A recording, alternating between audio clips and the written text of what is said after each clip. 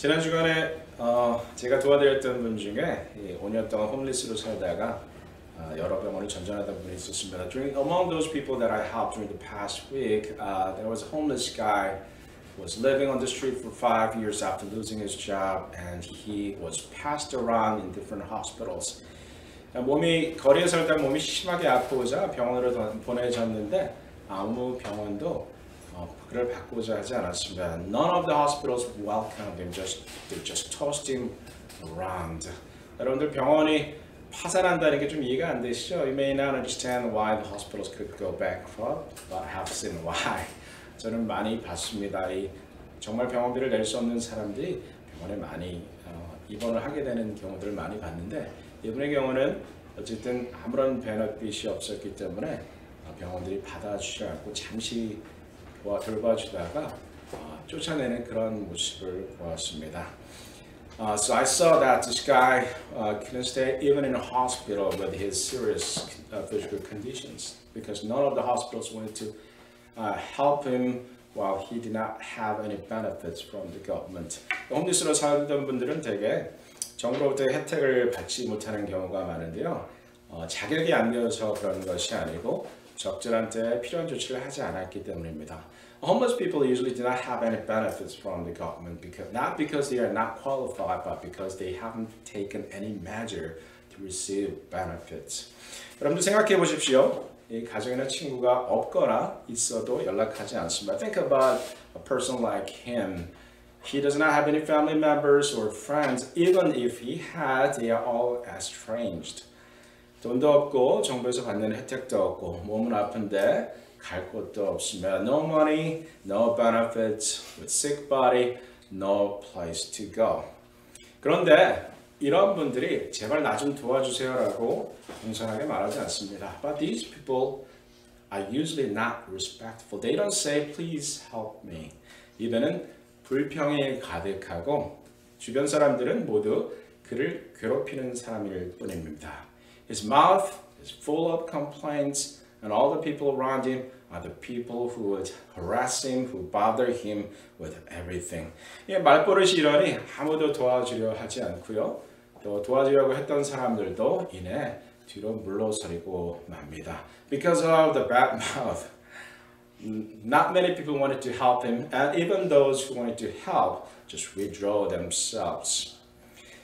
이번도 그나마 그를 걷어 살게 하려 했던 사람에 대한 온갖 모함을 하다가 저에게 연결이 되었습니다. And he was making lots of allegations against the lady who tried to help him that he got connected with me. 그래서 일단은 진통제를 비롯한 여러 가지 약들을 얻게 도와드리고 그를 걷어들여서 살게 해주려 했던 그분과 화해시켜서 살 곳을 마련해 주었습니다. So I helped him to get his all medicines, including pain medicines. And he has a cancer actually. He has 6 months to live. So he needed lots of medicine. So I helped him to get his medicine and helped him to be reconciled the lady who tried to help him so that he can stay there. So he found a place to shelter himself. 저는 이런 분들의 현실과 또 그들의 언어나 생활 습관을 보면서 이 현실과 습관이 상관관계가 있구나 하는 것을 종종 생각해 봅니다. As I see these people, I often see there is a correlation between their reality and their habits. 평생 이런 습관을 가지고 살았기 때문에 이렇게 되었겠구나 하는 그런 생각이 든다는 것이죠. Sometimes I feel like he became like that because he has such habits. 부자건 가난한 사람이건 이런 관계가 있습니다. Whether he is rich or poor, I see some correlations between habits and his or her reality. 신기한 것은요, 가난한 사람들 중에는 불평하고 남을 욕하는 사람들이 많다는 점입니다. The funny thing is that among the poor people, many of them are always complaining and blame others. 저는 부자와 가난한 사람들을 주로 만나보았지만 부자들이 남을 욕하고 불평하는 경우들은 많이 못 봤습니다. I've met lots of rich and poor people, but I haven't really met rich people who complain about others. 하지만 안타깝게도 가난한 사람들은 그런 경우가 많습니다. But unfortunately, a lot of poor people have lots of complaints about others. 이 가난한 것이 한 개인의 탓일 수만은 없습니다. Of course, we cannot blame an individual for his or her poverty. 그러나 우리의 삶이 서로 다른 양상을 띠게 되는 데는 태도에도 원인이 있음을 우리는 알고 있습니다. But we still recognize the importance of one's attitude in terms of how to be his or her living environment will be shaped. 이 가난한 사람 혹은 수동적인 사람들은요, 되게 다른 사람을 탓하고 자신을 피해자라 생각하는 성향이 강합니다. Those poor people have a tendency of blaming others. They are passive. They see themselves as victims. 현실에 대한 인식 면에서도 그렇죠. 자기가 처한 현실은 결코 용납될 수 없습니다. 그것을 도피하고 싶지, 그것에 대해서 해결하고 타개하겠다는 이 책임감을 보여주지 않습니다. These people do not embrace the reality. They just wanted to escape from it and do not take responsibility over the situation. 그래서 오늘 저는요, 하나님이 모든 것을 지으시되 때를 따라 아름답게 하셨다는 말씀이 이런 분들에게 그리고 때론 감사하지 못하는 우리에게 큰 도전으로 다가온다고 생각합니다. So I think today's verse, which says He has made everything beautiful in His time, could be a challenge for those people and also for us as we sometimes complain rather than being thankful. 이 때를 따라 아름답게 하셨다는 표현은요, 모든 때가 아름답다라는 뜻입니다. The expression that He has made everything beautiful in season means that every season is beautiful. 추수할 때도 아름답지만 울며 씨를 뿌리러 나갈 때도 아름답습니다. Yes, it is beautiful when you harvest, but also it is beautiful when you go out weeping to sow the seeds.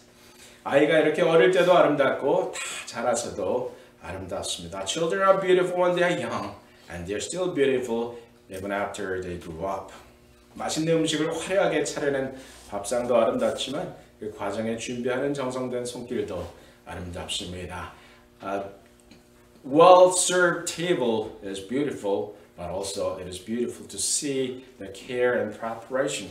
원하는 것 마음껏 다닐 수 있었던 몇 달 전의 시절도 아름답지만 우리 자신을 많이 돌아보게 되는 지금 이 시절도 아름답습니다. A few months ago, we could travel anywhere and everywhere. It was a beautiful season, but still as beautiful as we look upon ourselves. We have more time and chances to meditate and think about and reflect about our lives. I think it is still a beautiful season. 우리는 모든 때를 우리에게 주신 하나님께 그것을 선물로 인식하고 받아들여야 한다고 생각합니다. I think all the seasons are gifts from our Lord. 나는 이래서 할 수 없다, 저래서 할 수 없다. 나는 내 때가 되면, 준비가 되면 그때나 무언가를 하겠다고 말하는 사람들은 하나님의 뜻을 따라 사는 사람들이 아니라는 가르침인 것이죠. Some people say that I cannot do this or that because of this or that.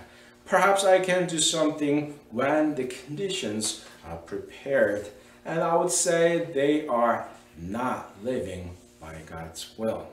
이런 사람들은요, 언제나 과거를 미워합니다. These people always beautify the past. 현재는 본인의 힘으로는 감당할 수 있는 장애물 특성입니다. And the present moment is full of barriers that you cannot do anything against it.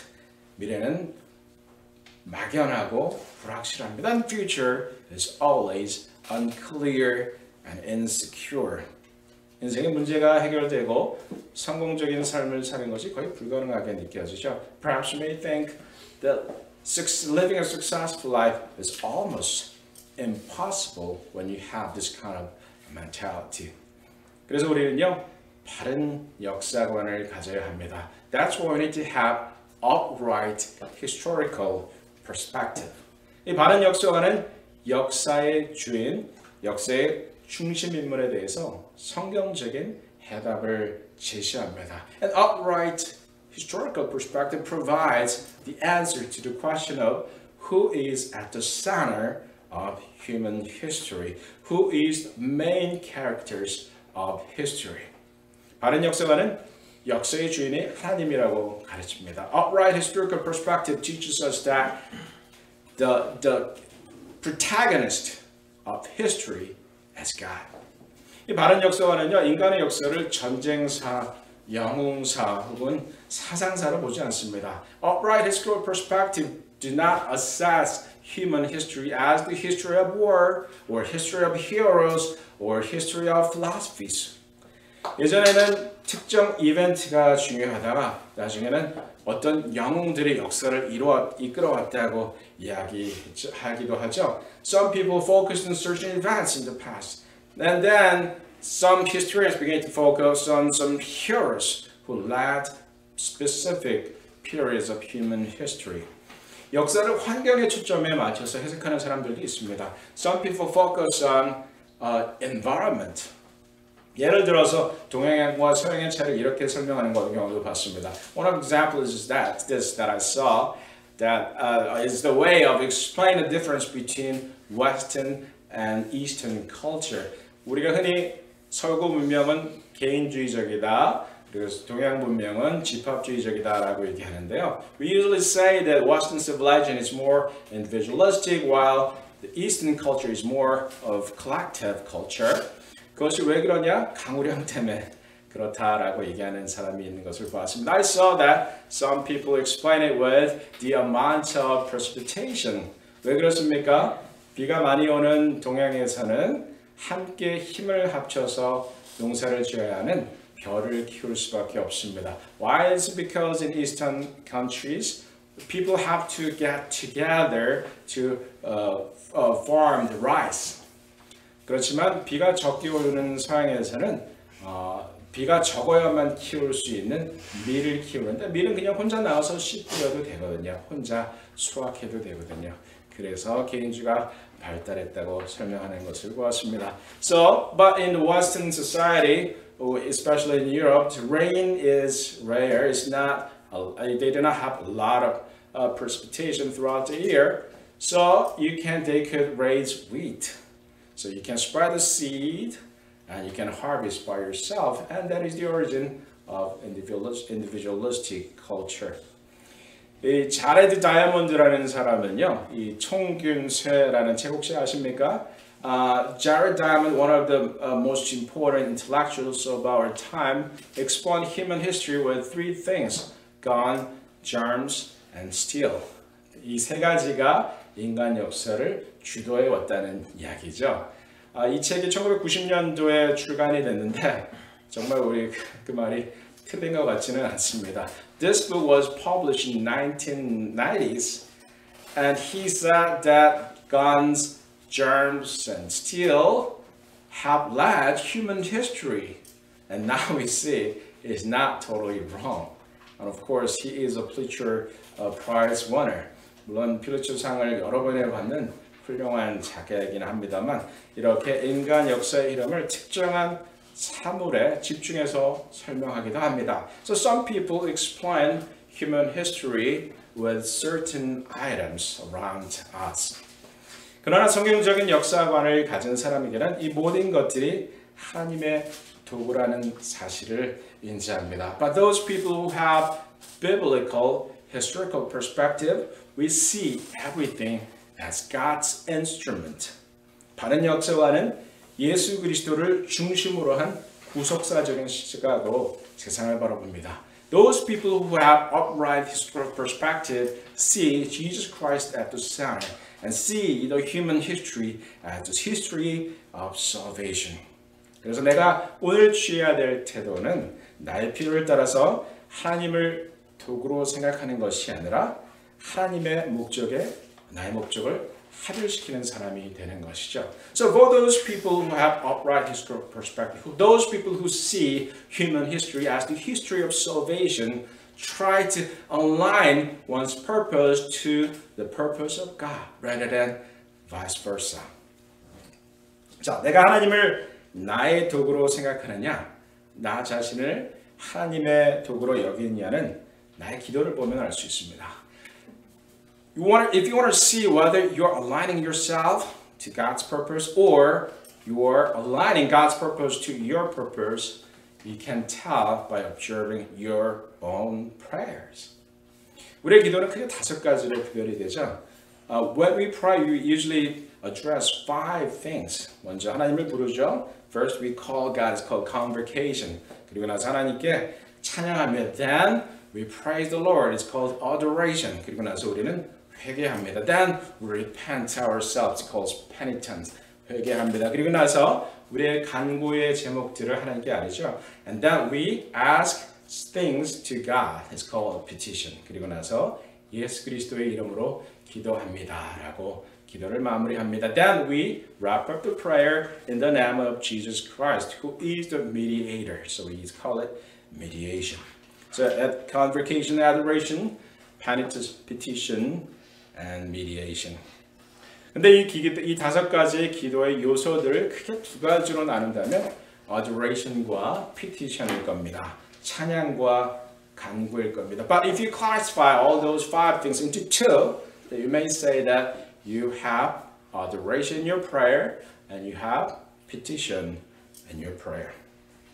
하나님의 뜻에 합일한 사람, 하나님의 뜻에 나의 목적을 맞추는 사람은 대개 기도 속에 찬양과 감사가 많습니다. For those people who align one's purpose into God's purpose, they have lots of adorations in their prayers. 마치 사랑하는 어린 자녀에게 넌 나를 위해서 이런 거를 해야 돼라고 말하지 않죠. We don't say to young children that you have to do this and that for me.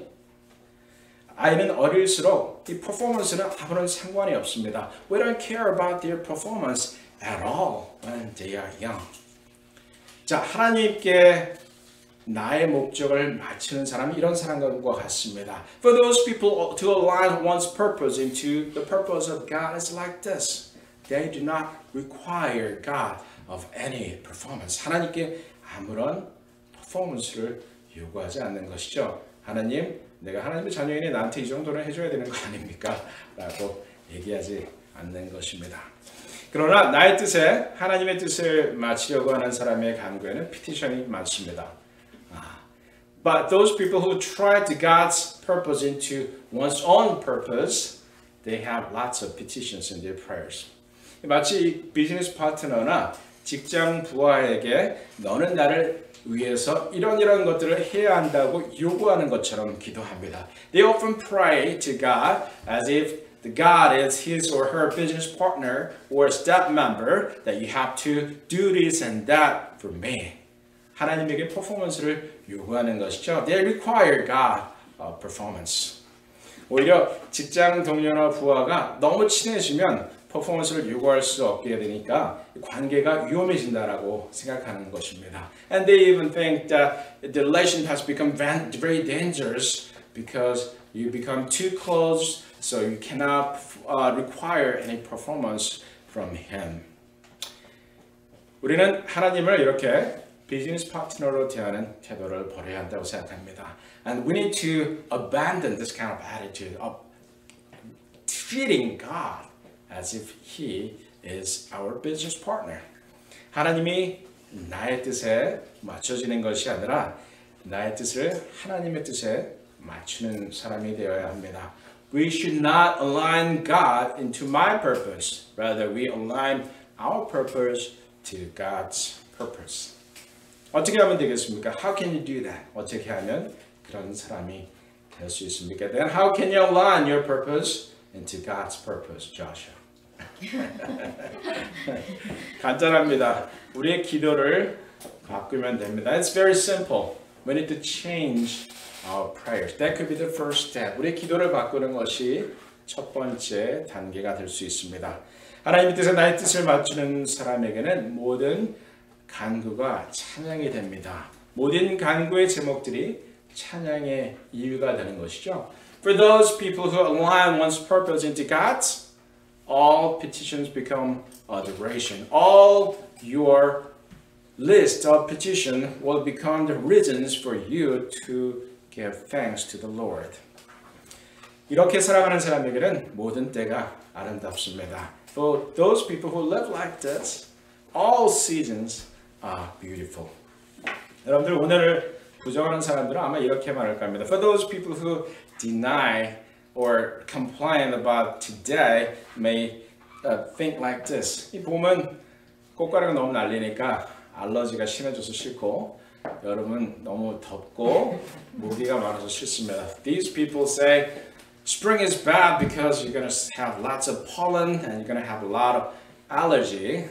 And summer is bad because it is too hot and there are so many mosquitoes. 이 가을에는요, 이 쏟아지는 낙엽 때문에 본네트와 이 와이퍼 밑에 낙엽이 너무 많이 끼죠. 그 치우는 거 참 힘든데 그것 때문에 가을은 싫고 겨울엔 안 그래도 이 꽉 끼는 몸에 두꺼운 옷을 덮어 씌워야 하니 참 힘이 듭니다. And they may complain about the yucky stuff below your hood and wiper, the leaves, fallen leaves that is rotting on your car. And you may complain about winter because you have to wrap up your body because your body is already heavy, but you have to put thick clothes around you. 이 제 얘기입니까? 여러분.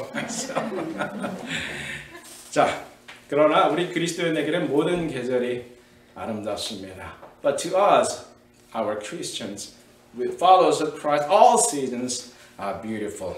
사계절 모두가 아름답습니다. All four seasons are beautiful.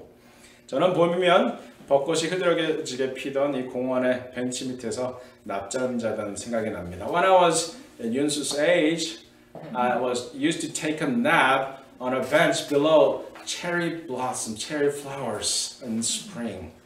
여름이면